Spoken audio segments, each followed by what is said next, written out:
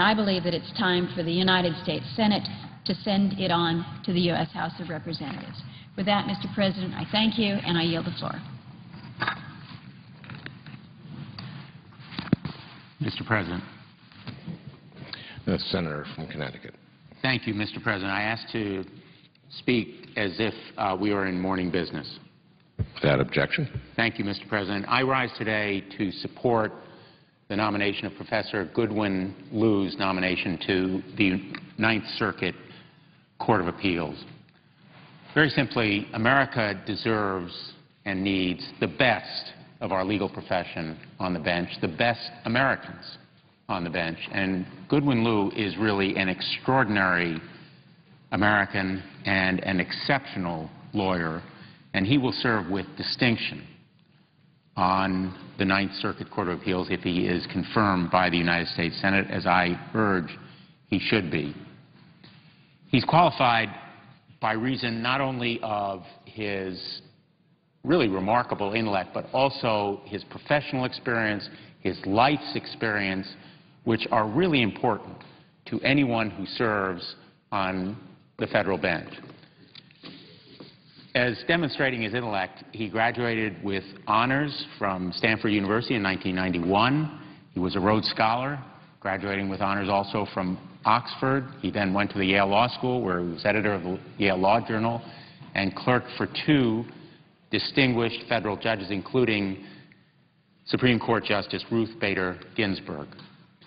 He's been a professor and a dean at the University of California, Berkeley School of Law, and he has worked in private practice, including serving as a special assistant to the Deputy Secretary of Education. But his life has really been about public service.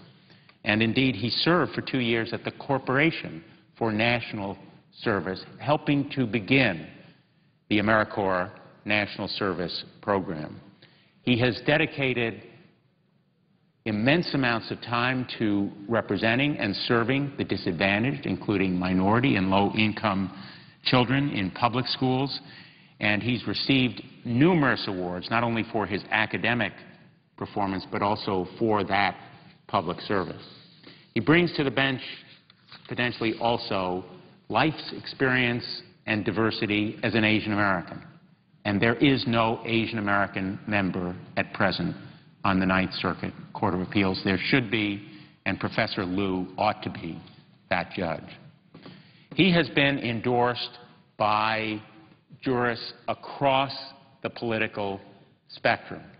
Ken Starr, the former Watergate prosecutor, said about him that he has, quote, obvious intellect and legal talents. And Ken Starr also highlighted Professor Liu's, and I'm quoting, independence and openness to diverse viewpoints, as well as his ability to follow the facts and the law to their logical conclusion, whatever its political valence may be. That is a quality that is priceless in a jurist. It is to be valued on the federal bench. It is to be sought, and it is the reason that he has been endorsed as well by Clint Bolick, Bob Barr, Tom Campbell, John Yoo, Richard Painter. The list could go on, but that list is simply reflective of that quality of open-mindedness and willingness to listen that the federal bench, as any bench, needs today. He is supported by business leaders and by law enforcement officials, including a bipartisan group of 27 former judges and prosecutors and the California Correctional Peace Officers Association. Again, endorsements reflect quality. And I want to finish by talking about a couple of qualities that I think are particularly important. One of them is the willingness to admit error and to recognize the need for acknowledging error, as Professor Liu did in the hearing that I attended. By the way, he's had numerous hearings, extensive review by this body. And in that hearing, most recently, he acknowledged statements that perhaps should have been said differently, could have been said better. We all, from time to time, commit those kinds of errors, but rarely do people have the courage to acknowledge them. And Professor Liu is the kind of human being who searches for the best in himself as well as in others. He has a quality of integrity that I think is perhaps most important in a federal judge or any jurist, and I hope that across the political spectrum in this body there will be support for Professor Liu when his nomination comes to a vote within the next couple of days. Thank you very much, Mr. President, and I suggest the absence of a quorum. Clerk will call the roll. Mr. Akaka.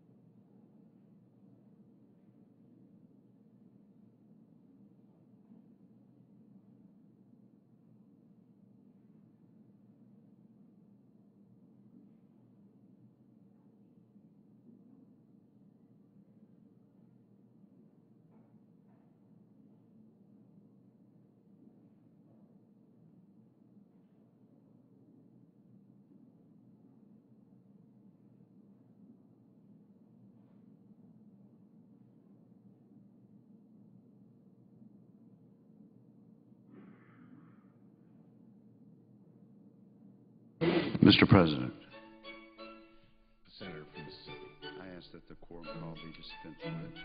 without objection. And, Mr. President,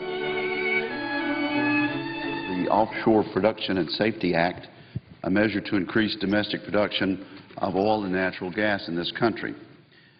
There are any number of things that make the United States the great nation that it is. Three of these things relate directly to the debate on the legislation which we will vote on this afternoon. They include our bountiful natural resources, the freedoms established by our founding fathers, and the determination of the American people. The measure offered by the majority yesterday would have worked to stifle these very characteristics by discouraging economic activity, by taxing industriousness, and by putting more of our resources off limits for development. From the oil wealth of the Gulf Coast to the coal reserves of Appalachia, from the hydroelectric power which characterizes much of the American West to the oil fields of Alaska, America is blessed with an almost boundless supply of energy wealth. From the time of this nation's founding, Americans have sought to explore and develop this bounty. I'm pleased to note that in recent decades, we've become more responsible stewards of this endowment. Last night, I held a telephone town hall meeting with many of my constituents, and the issues of gasoline prices and energy independence were raised repeatedly, and certainly this is not surprising in light of the high gasoline prices we're facing today. As I told Mississippians again last night during this town hall meeting, I favor an all-of-the-above approach to addressing America's energy needs. I have supported and continue to support innovation in the area of biofuels, geothermal power, wind and solar energy. At the same time, however, we need to address current needs with currently available domestic energy resources, such as oil and natural gas. The measure we debate today, the Offshore Production and Safety Act, is a balanced one that offers a timely way forward. By presenting a path toward lower fuel prices, job creation, and energy independence. This legislation is responsive to the needs of the American people, not at some uncertain date in the future, but now, making use of resources and technology available today. The specifics of the legislation before us are straightforward and common sense. This bill would require proposed lease sales in the Gulf of Mexico, in the Mid-Atlantic, and those off of Alaska to be completed. It would cut bureaucratic red tape while speeding up the approval of drilling permits. And energy activity suspended during the administration's moratorium on offshore drilling would be extended by 1 year. Safety considerations are also taken into account under this bill, taking lessons that we learned from last year's Deepwater Horizon tragedy to make deepwater drilling safer than before.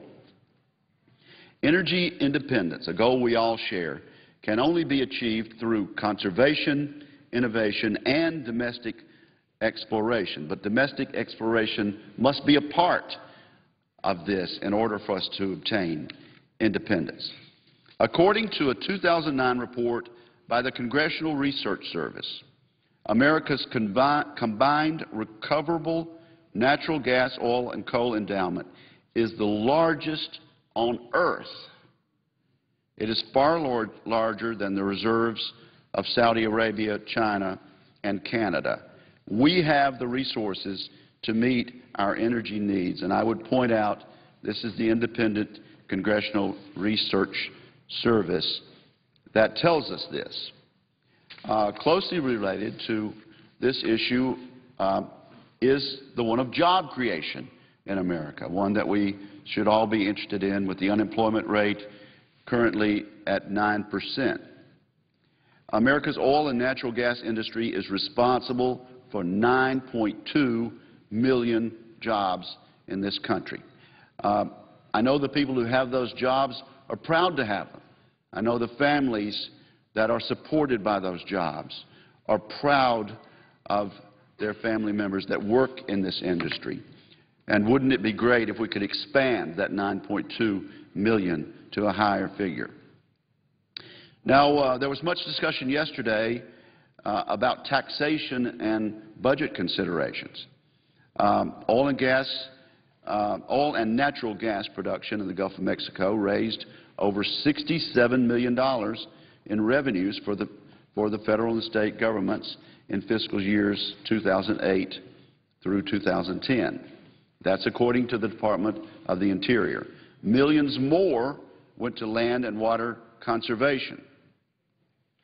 But because of the administration's moratorium, energy production in the Gulf of Mexico is expected to decrease by 13% this year, as estimated by the Energy Information Administration, again, an official organ of this government.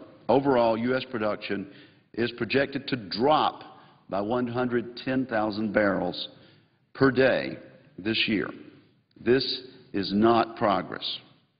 The fact is that the United States is dangerously dependent on foreign sources for our energy needs. We import 60% of our petroleum needs in the United States. This is hardly a revelation, yet the proposed bill offered yesterday by my friends in the majority would have led to increased dependence on the importation of energy from foreign countries, many of which are not supportive of American interests, to put it mildly. Furthermore, the suggestion that the appropriate response to soaring prices of gasoline is greater taxation on the companies that produce gasoline simply runs counter to common sense. In the larger picture, the administration's energy policy is not comprehensive in nature because it fails to promote the utilization of proven domestic resources, and the traditional domestic production it allows comes wrapped in bureaucratic red tape. If our goal is to increase our energy independence in the near term, the White House seems to want to lead us in the opposite direction. You do not encourage the increased production of any good by raising taxes and imposing more regulation on it. The McConnell alternative that we will vote on this afternoon takes a different strategy, one that would increase access to domestic oil and natural gas. It is a strategy that would create jobs and spur economic growth while increasing government revenues and improving industry safety. Oil and natural gas reserves are abundant and accessible in the United States today. Tapping these domestic resources is integral to lowering energy prices and making us more energy independent. I urge my colleagues to support the Offshore Production and Safety Act as a logical, prudent step in the right direction for U.S. energy policy. And I suggest the absence of a quorum. Clerk will call the roll. Mr. Akaka.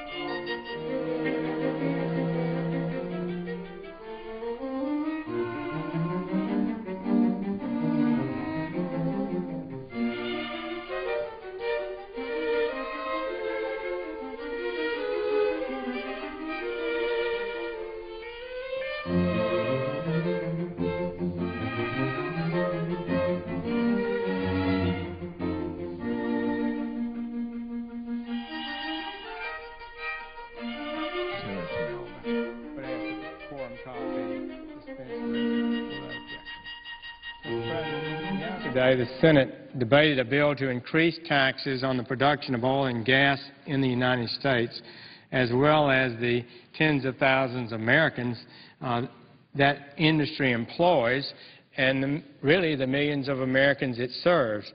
We should have been debating a budget.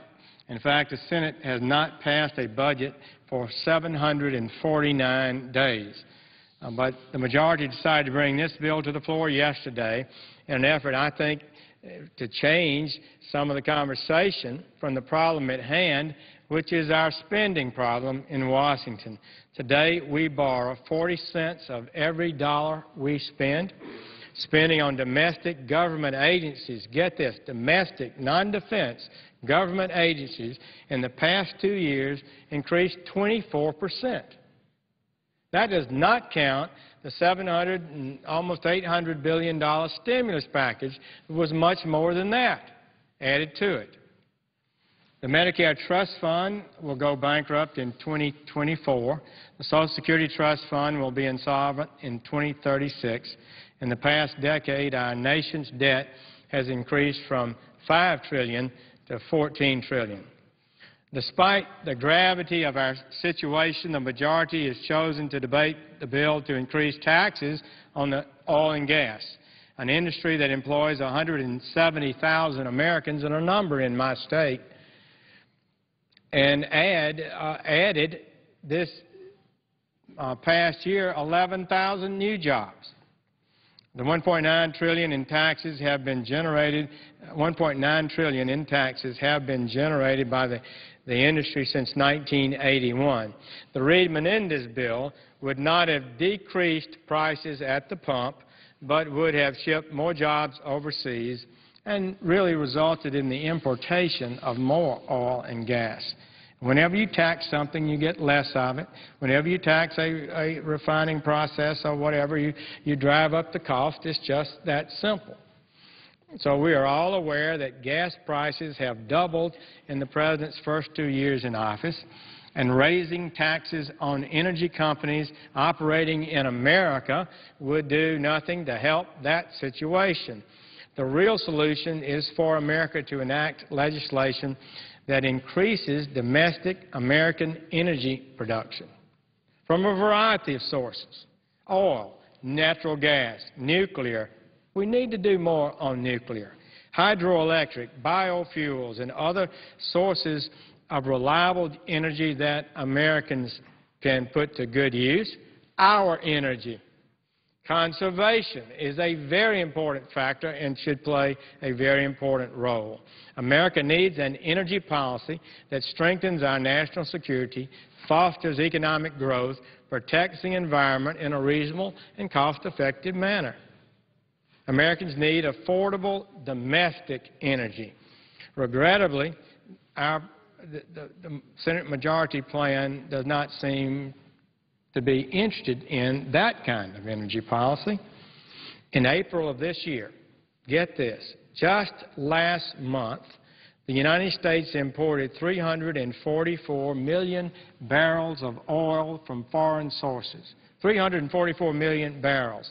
That is over 60% of the oil consumed in America.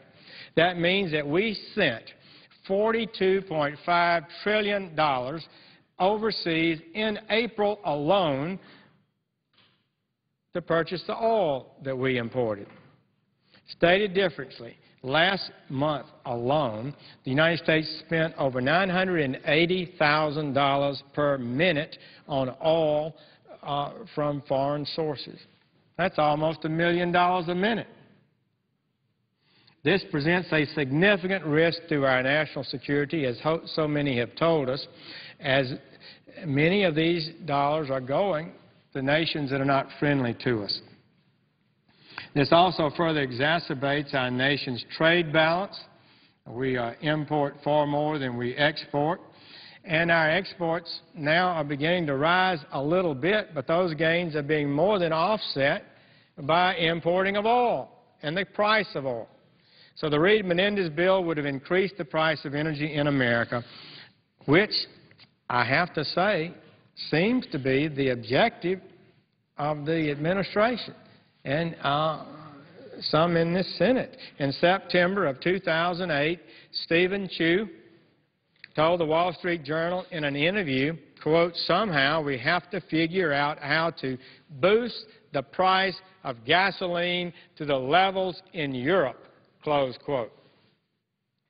Dr. Chu is now the Secretary of Energy for the United States of America.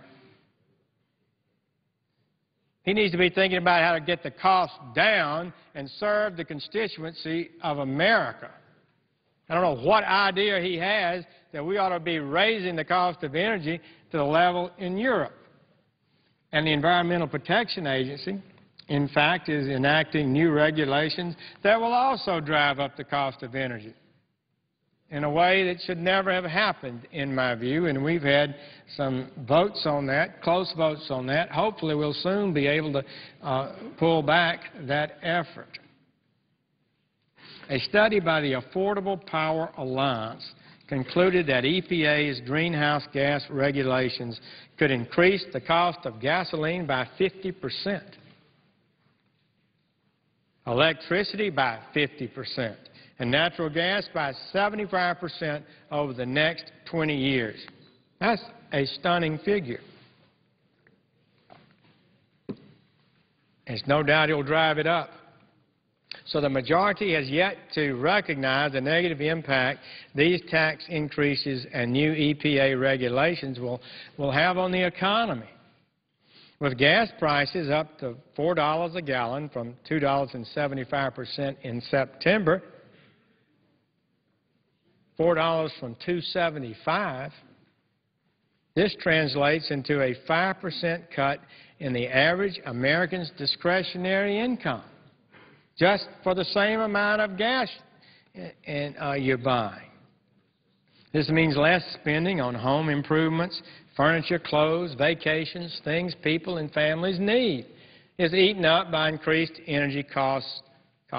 It's in a way, a stealth tax on the American people. Furthermore, increasing energy taxes will make doing business in the United States more expensive. As a result, jobs will go overseas. It means a family which pays $100 per month for gasoline will now pay over $140 a month for gasoline. If you were paying $200 a month, and many are, you'd be $280 a month. Just the change in the gasoline price. Add it up. That's what it amounts to. $80 for a family that uses $200 a month in gasoline.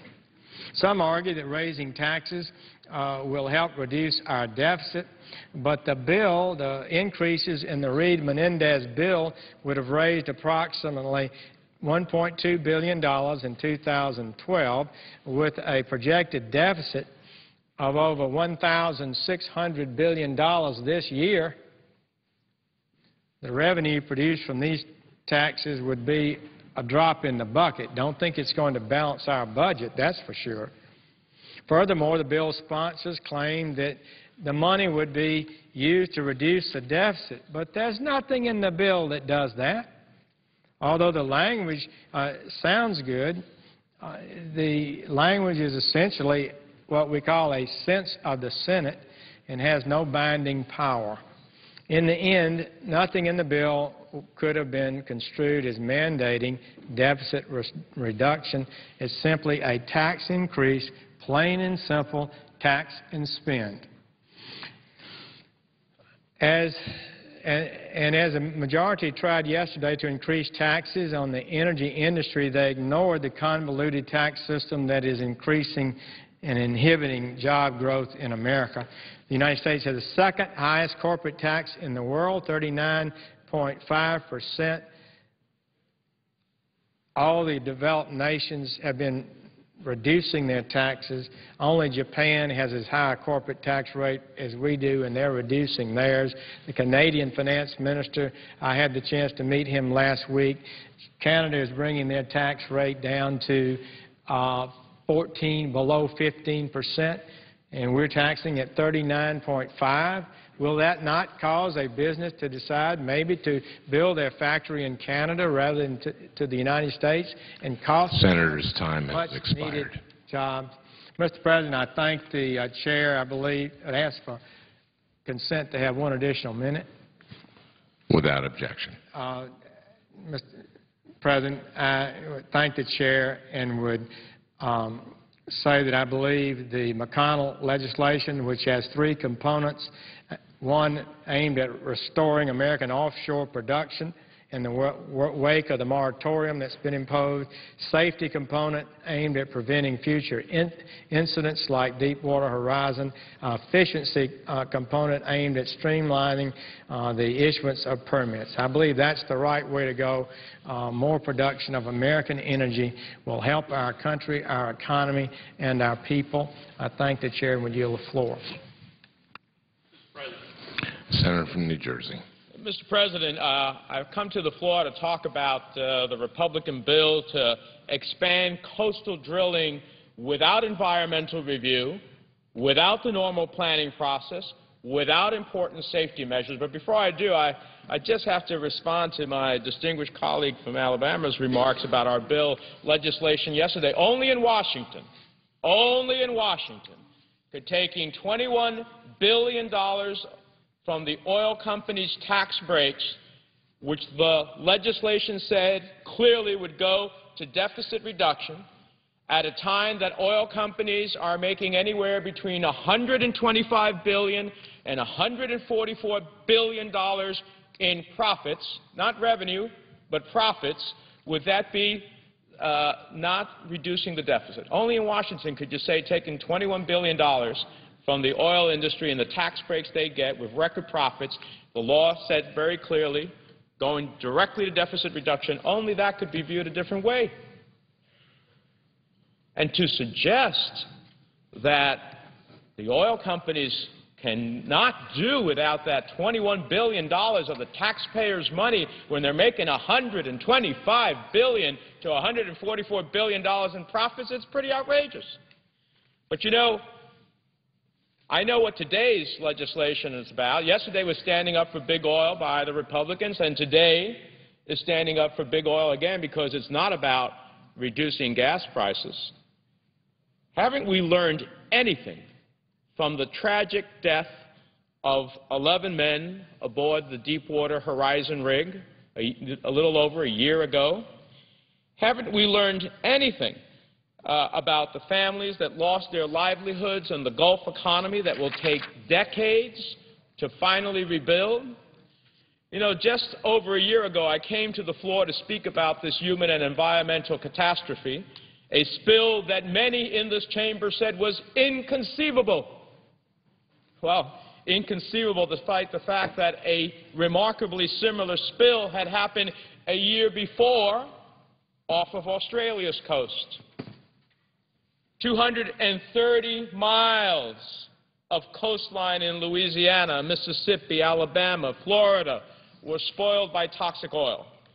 And countless families who made their living on the coast had their lives turned upside down. This is an example.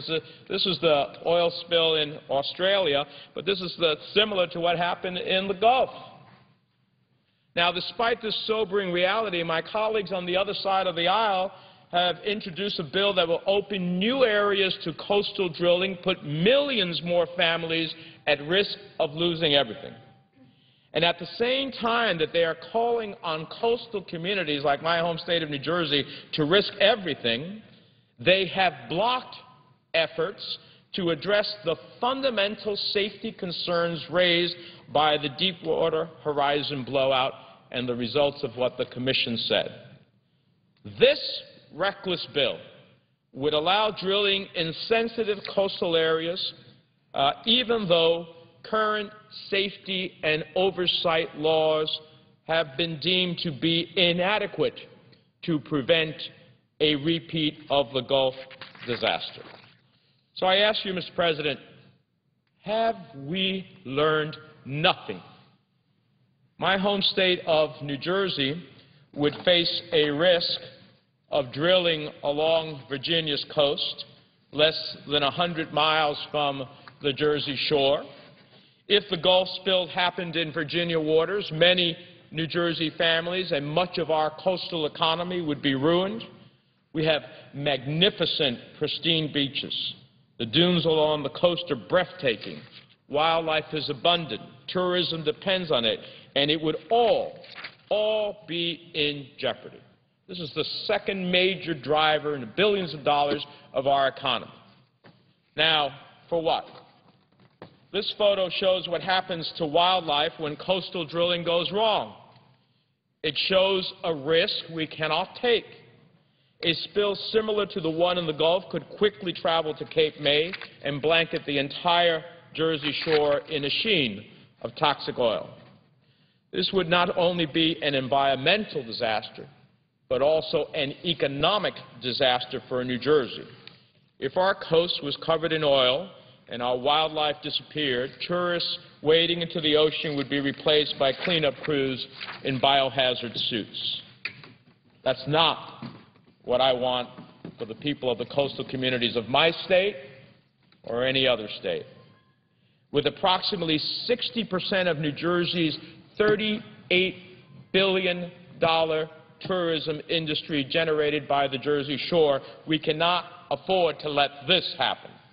And when we add the effect that a spill would have on my state's multi-billion-dollar fishing industry, the economic consequences are unimaginable.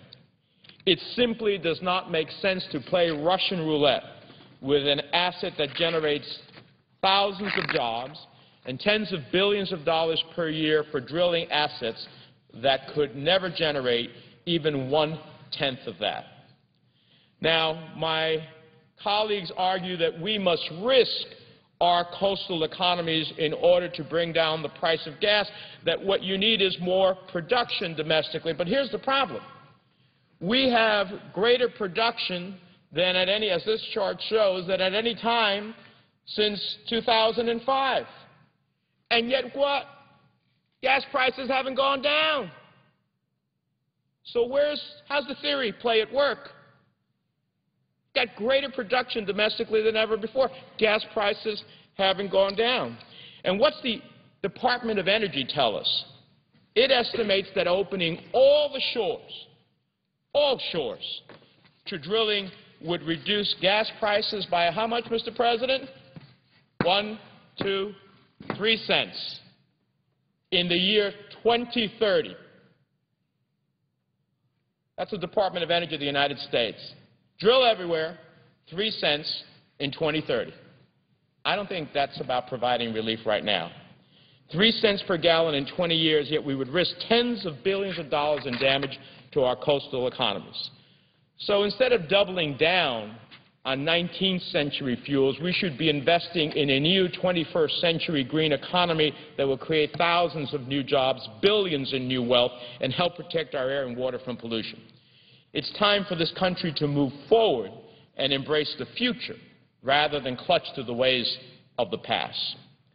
Over the last 2 days, we had 2 bills that present a clear choice. My bill to cut oil tax breaks and this bill to recklessly expand oil drilling.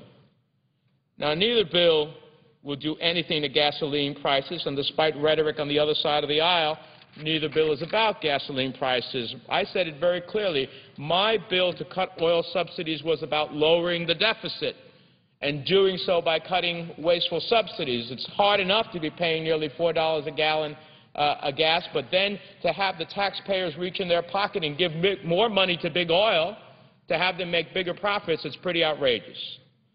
The Republican leader's bill is about enriching oil companies by granting them new areas to drill without normal safety or environmental review. My bill was designed to help taxpayers, and their bill is designed to help oil companies. When it's all said and done, that's what we are deciding today. Are you with working class, middle class Americans, or are you with big oil? I think there's only one fair answer. Only one answer that makes sense for American families. And only one answer that makes sense for ourselves as a country looking to future generations.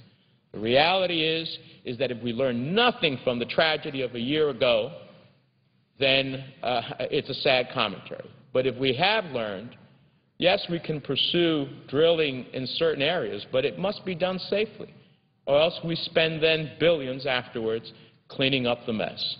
I don't want to clean the oil companies' messes up. I don't want to put future generations of Americans at risk in terms of the conservation of their environment, and I certainly don't want to wait for 2030 to take all of that risk and to risk all of the billions of dollars in coastal economy for 3 cents, Mr. President. Let's vote no on this suggestion, and let's move forward to a green energy future that finally breaks our addiction to foreign oil and breaks our addiction to those gas prices that we suffer with today. Mr. President, with that, I yield the floor. Senator from Missouri. Mr. President, I'm here to talk about gas prices and the economy and the effect of the economy on our future. We need to work hard to be sure that we're producing more American jobs, and frankly, I can't think of a better way to do that than produce more American energy. We use about the same amount of energy in a good economy as we do in a weak economy. It's the place to go where we know the consumers are, whether it's the electric bill or gasoline at the gas pump, and we ought to be doing all we can to produce those jobs. Certainly there are many factors that affect the price of oil, things like the value of the dollar, supply and demand, the global events that affect oil, like the problems right now in Libya and other oil-producing countries, or even the weather. You know, I live in a state that's bounded by the Mississippi River, and the flooding down the Mississippi has had some impact on the north-south movement of refined products in the country, and all those things have impact on gas prices. One thing that will come up this summer that I've worked hard on and my colleagues have joined me on would be looking at what we can do to be sure that our efforts to have clean air don't needlessly restrict the supply of gasoline. You know, as we get into the summer months, too many cities have their own unique blend of fuel, and that means that we turn the refinery centers, the refineries into profit centers, making these unique blends of fuel instead of places that process oil into gasoline and different blends of gasoline only when necessary, as opposed to whenever someone's convinced a city that that unique blend of fuel is the only one that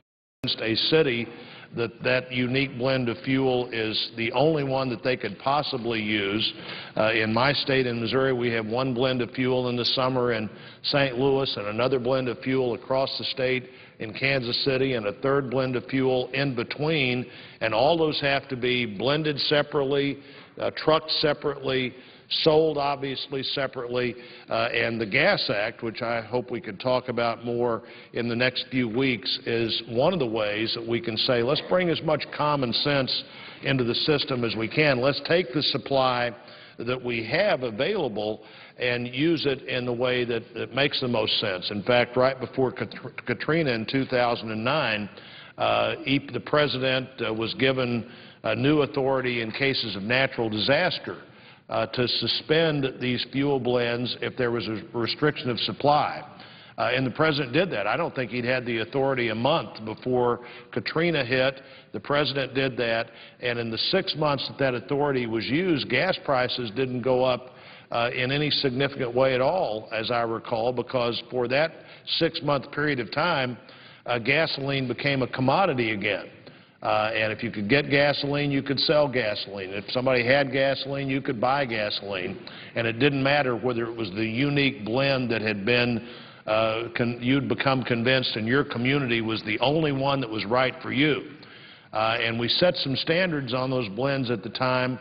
In the Gas Act that 38 of my colleagues have co-sponsored, we'll set more standards. And so that's one way to try to use the supply that we have in a way that makes the most sense.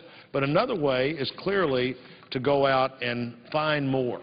You know, our approach to energy needs to be threefold. It needs to be to use energy more efficiently, to use less, to find more, and to invest in the future, to find out what those things are that we need to be looking at as we transition a system.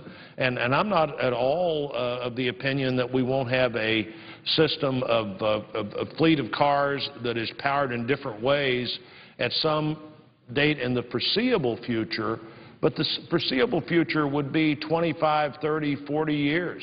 I'm equally convinced that no matter what direction we head in fueling automobiles, that 25 years from now, the majority of cars on the highway are still going to be using gasoline. And so that means let's find more of it here, and that's what the Offshore Producing and Safety Act does, that Senator McConnell introduced. I, along with many of my colleagues, co-sponsored that. This bill really tries to restore our offshore exploration of energy. 30% of our energy has come from the Gulf. Our domestic energy supply, rather, has come from the Gulf in recent years, and we want to be sure that that number continues to remain at that level. Since April of 2010, the administration's only approved 53 shallow water and 14 deep water permits. Most of those were underway before the Deepwater Horizon spill a year ago, and in fact, the moratorium has, for all practical purposes, become what some people are describing as a permatorium. We permanently decided we weren't going to look at the Gulf for the kind of oil that it can, should, and needs to produce. In fact, offshore energy production is projected to fall by 210,000 barrels per day this year. 210,000 barrels per day this year. That means in the Gulf, we'd be getting 210,000 fewer barrels of oil every day this year than we got last year. Surely that's no solution, to become more dependent on other countries who are the recipient of the jobs that follow our energy future. And we need those jobs to be here. The estimate is that 190,000 barrels per day would be down in 2012 because we've not been pursuing the drilling practices. It's possible that 2011 could be the first year since 1958 that the federal government won't hold an offshore lease sale. The first time since 1958. Does that mean we're less dependent on oil and gasoline than we were in 1958 or 1959 or 1969 or not? No, it doesn't mean that. We're more dependent, and we need to move forward with looking at the resources we have. Recently, I think recently meaning Saturday, in his Saturday speech, the President appears to have reversed course on this issue and has called for Alaska and Gulf of Mexico leases to be reinstated and for an extension of leases impacted by the moratorium. I think this bill actually helps what the President called for on Saturday. Now, that would be lightning speed for the Senate to pass a bill on Wednesday or Thursday that the President asked for on Saturday, but I think this is very much in line with what I would admit is a new position for the President to take, but it's one that he seemed to take firmly on Saturday, and this legislation would help him out. The number of lease sales is undetermined by the President's address, but we could help by pursuing leasing and permitting with this act. This act directs the Interior Department to conduct the offshore lease sales that the administration challenged or canceled, rather, in December of 2010. These were lease sales that were underway. The process was well along, and the administration canceled those lease sales in December of last year. These were lease sales in the Western and Central Gulf and on the Virginia Outer Continental Shelf and the Alaska Outer Continental Shelf. Let's go back to that point. Let those lease sales move forward as they were doing before they were canceled. The President just said Saturday, let's do this. Well, let's do it, and let's give him the tools and encouragement he needs to do it right now. This would end the permanent moratorium that occurred last year in the Gulf. It puts a 30-day time limit for the Interior Department to review and decide on drilling permits. If rejected, the Interior Department has to disclose why it rejected the permits. Shouldn't be anything wrong with that. If a permit should be rejected, everybody ought to be told. It ought to be part of the record. It also provides for default approval if the Interior Department doesn't make a decision within 60 days. And finally, it improves the safety procedures by adding additional requirements for a spill response plan, a containment response plan, to see that that was done. This would mean that we'd have more American energy, and more American energy has two impacts. One, it would inject more supply into the marketplace, putting pressure on the worldwide marketplace, putting price pressure. And if we fully pursue our own resources, that does have an impact on the short-term response of the industry, because they know that America is going after its resources. And so I would urge that we approve this bill. I intend to vote for it, and I yield back.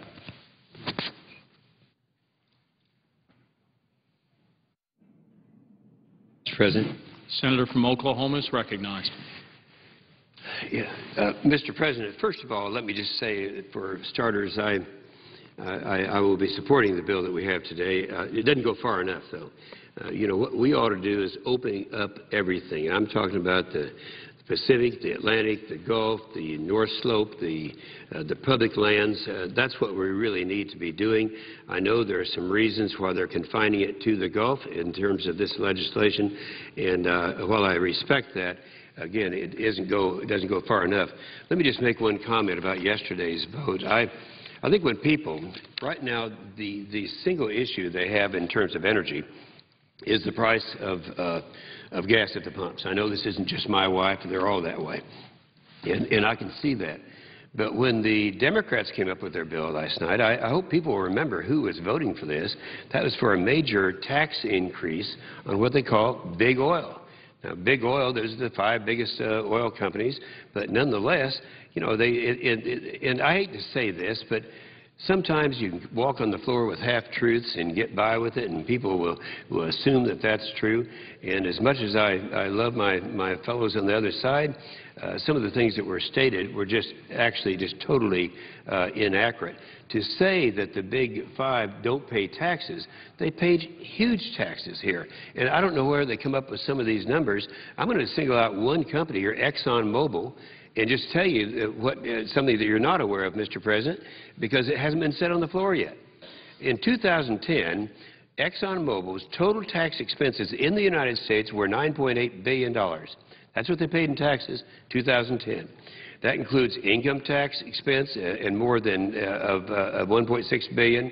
That $9.8 billion in taxes exceeded the 2010 U.S. operating earnings of $7.5 billion. Now, what we're saying is they paid $9.8 billion in taxes. They only received $7.5 billion in terms of earnings from the United States. Now, why is that?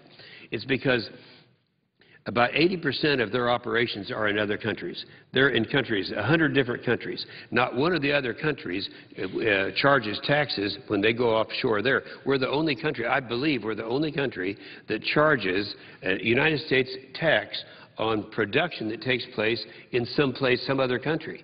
Now, for that reason, if you just single out, if we tax them like most people do, it would have been a tax credit and not a tax at all. But nonetheless, they were accountable for paying taxes that year of $9.8 billion. Now, look at this year. That was 2010. During the first quarter of this year, our U.S. operating earnings of this particular company were $2.6 billion. That's the first quarter of 2011. The rest of their earnings, more than $8 billion, came from operations in more than 100 countries worldwide. Now, here's a number we won't hear in Washington. During the first quarter on those earnings, U.S. earnings of $2.6 billion, they incurred a tax expense and paid a tax of $3.1 billion. Now, they're paying more than they're getting out of this country. And I think that sooner or later you have to come up and just tell the truth of what's happening. It's all class warfare, and I think we know that. Big, bad oil, you know, they're all bad. And yet you know, we have a lot of production in my state of Oklahoma. We have companies like Devon and others, Anadarko, who are really doing a lot to relieve this problem. And I know what's going to happen if they were, it didn't pass, obviously, and it's not going to pass, but if it had, then the next target would be some of the smaller domestic companies. I remember coming down to the floor last year when our good senator from Vermont had a bill, and he was bringing it up by UC, and I just happened to get here in time to stop it and debate it and defeat it. And now that bill, they even used and held up a picture of a check from ExxonMobil as to what their tax liabilities were. Totally wrong, in my opinion, and apparently in the opinion of 61 of the 100 senators, because they joined me in opposing that particular legislation. Now, we have a solution to the problem. This is not a rocket science. I mean, right now we have, and I've said on the floor many, many times, that it just happened in the last 8 months. Congressional Research Service, nobody has stood on the floor and questioned the fact that they're nonpartisan, they are objective, and they looked at it. Our recoverable reserves in coal, oil, and gas are greater in America than any other country in the world. Now, we have those recoverable reserves. The problem is we have a political problem where the liberals here, and along with the liberals in the White House, including the president, will not exploit our own resources. We have all of that oil and gas and coal that's out there. We could be totally independent of the Middle East, totally, in a very short period of time if we just go offshore and on all three coasts, along with the north area, Anwar, and with our public lands. And as I say, every other country does it. And so you have to wonder, why don't we do it? Why is it that we don't care about supplying ourselves with homegrown oil, gas, and coal and taking care of our own energy needs? We have the ability here, but the politicians won't let us do it. Well, there's one reason, and that is, and this is really disturbing, that in the case of this administration, they don't want to do it. I mean, this administration has said many times that they are not interested. Listen to what Alan Kruger, Assistant Secretary of Treasury, he said, tax subsidies, they're not subsidized, these are tax increases. Tax subsidies that are currently provided to the oil and gas industry lead to inefficiency by encouraging an overinvestment of domestic resources in industry. And secondly, he says this administration believes that it is no longer sufficient to address our nation's energy needs by finding more fossil fuels. Well, look, you know, I'm for coal, gas, oil, I'm for nuclear, I'm for all of the above, all of the renewables, wind, sun, and everything else. But we've got to run this machine today, tomorrow, and the next 5 and 10 years. You can't do that without fossil fuels. Further, they stated the administration's goal is to have resources invested in ways which yield the highest social return. Social return. Well, this is a totally different thing. Not an economic return, not the ability to run our country ourselves, but some kind of a social engineering that is going on. The best quote, really, and the most telling, is the one that came from Secretary Chu, the Energy Secretary for President Obama. Now, listen to this, Mr. President. He said, we are going to have to get some sort of regulatory thing going on hydraulic fracturing. And he said, and this is a quote, that somehow, listen to this, somehow we have to figure out how to boost the price of gasoline to the levels in Europe. Now, this is our administration saying this. This is the Secretary of Energy that's appointed by President Obama. Somehow we have to figure out how to boost the price of gasoline to levels in Europe. They're intentionally raising the price of gas, and it's by their own admission. And we were warned way back during the campaign when President Barack Obama was a United States Senator. He said, under my plan of cap-and-trade system, electricity rates would necessarily skyrocket. So we have an effort by them, and I would just warn my good friends on the Democrat side of the aisle, you know, watch this pretty close. Because just because the president wants to increase the price of oil doesn't mean that your constituents do. In fact, I can assure you, your constituents do not. Unless there's something really unusual about my state of Oklahoma. Let's see what the CRS report said in a little bit more specifically. They said in the updated report, this is since the one I just talked about, America's combined recoverable oil and coal and gas endowment is the largest on earth. America's recoverable resources are far larger than those of Saudi Arabia, China, and Canada combined. That's the resources that we have in oil, coal, and gas. In oil, America's the world's third largest oil producer, and is endowed with 163 billion barrels of recoverable oil, which will run the United States of America for 50 years. We can run it, all the oil that we'll need for 50 years. We've got it. We just got to get the politicians out of the way so we can produce it. Natural gas. And in terms of trillions of cubic feet, America's future supply of natural gas is over 2,000 trillion cubic feet, an increase of more than 25% just since the committee's 2006 estimate. At today's rate of use, this is enough natural gas to meet America's demand for 90 years. Now, keep in mind, on natural gas, it's not just natural gas to develop energy, but also natural gas is something that we're going to be using in our cars today. It's available, and they're working on technology. We're working on the certification of engines that will burn natural gas. And when we are, it's going to relieve that tension also. Right now, the price of a comparable gallon of natural gas to run an automobile is $1.60 a gallon. $1.60 as opposed to $4 a gallon. So it's out there. That's natural gas. Now, in natural gas, I have to say this. The President made a speech, and I responded on a couple of TV stations. This was probably 3 weeks ago, Mr. President. It was on energy, and he said in that speech, we have an abundant supply of good, clean natural gas. We need to be using it. Then at the end of that speech, he said, however, we have to be very careful of what we're going to be doing because we don't want to contaminate our drinking water with hydraulic fracturing.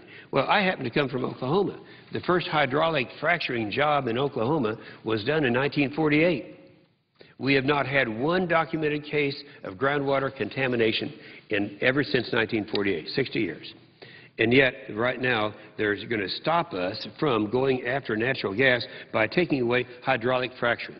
Now, hydraulic fracturing in these tight formations, the shale formations, you can't develop a cubic foot of natural gas without using hydraulic fracturing. It's a way of inserting liquids in to force the gas out so that we can develop it. And so it's there. So what the President is saying, well, we need to use natural gas, but we don't want to use hydraulic fracturing.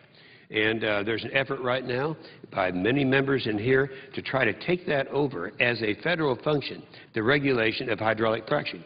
Right now, there's never been a problem with it. It's regulated differently in different states.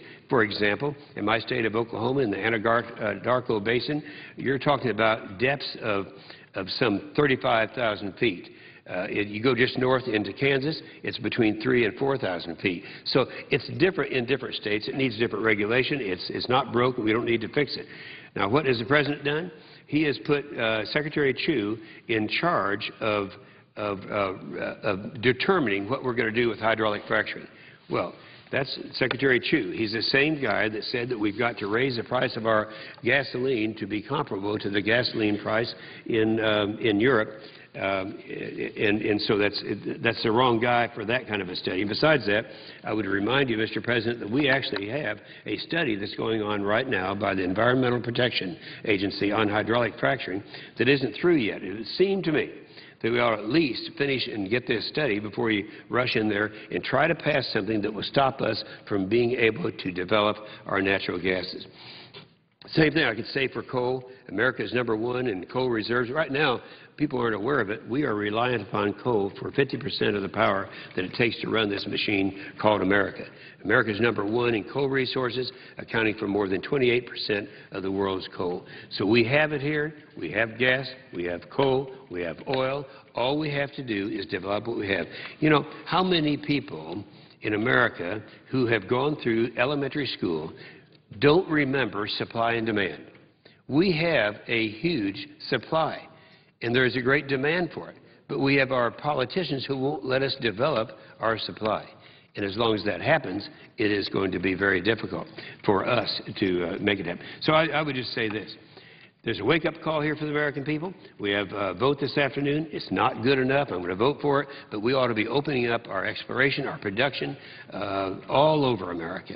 And to do that, we have to go beyond this bill. This is a start, and it's a start that is worthwhile.